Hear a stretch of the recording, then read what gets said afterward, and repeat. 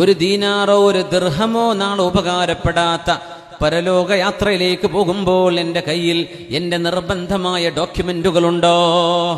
ഒരു യാത്രക്ക് പോകുമ്പോൾ വിസ റെഡി ആയിട്ടുണ്ടോ നോക്കണം, അല്ലേ? ഇമിഗ്രേഷൻ ക്ലിയറൻസ് വേണ്ടതാണോ അല്ലയോ? ടിക്കറ്റ് കൺഫേംഡ് ആണോ, അല്ല വെറുതെ ഡെമ്മി ബുക്കിംഗ് ആണോ?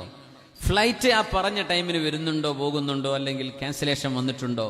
ഇതൊക്കെ ഉറപ്പാക്കിയിട്ടല്ലേ എയർപോർട്ടിലേക്ക് പോകേണ്ടത്.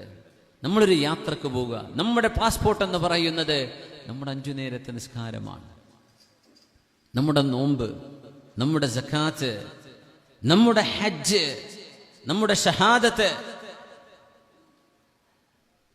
പലിശ ഭക്ഷിക്കരുതെന്ന് പറഞ്ഞത്, വ്യഭിചരിക്കരുതെന്ന് പറഞ്ഞത്, മദ്യപിക്കരുതെന്ന് പറഞ്ഞത്, തോന്നിവാസങ്ങൾ ചെയ്യരുതെന്ന് പറഞ്ഞത്, നാവുകൊണ്ടോ ശരീരം കൊണ്ടോ ആരെയും വേദനിപ്പിക്കരുത് എന്ന് പറഞ്ഞത്, ഈ അള്ളാഹുവിന്റെ ഡൂസ് ആൻഡ് ഡോൺസ് നമ്മളോട് ചെയ്യണമെന്ന് പറഞ്ഞതും ചെയ്യരുത് എന്ന് പറഞ്ഞതും, ഇത് നമ്മൾ പാലിക്കുന്നുണ്ടോ? നമ്മുടെ ഡോക്യുമെന്റ് അപ്പോഴാണ് ക്ലിയർ ആവുക.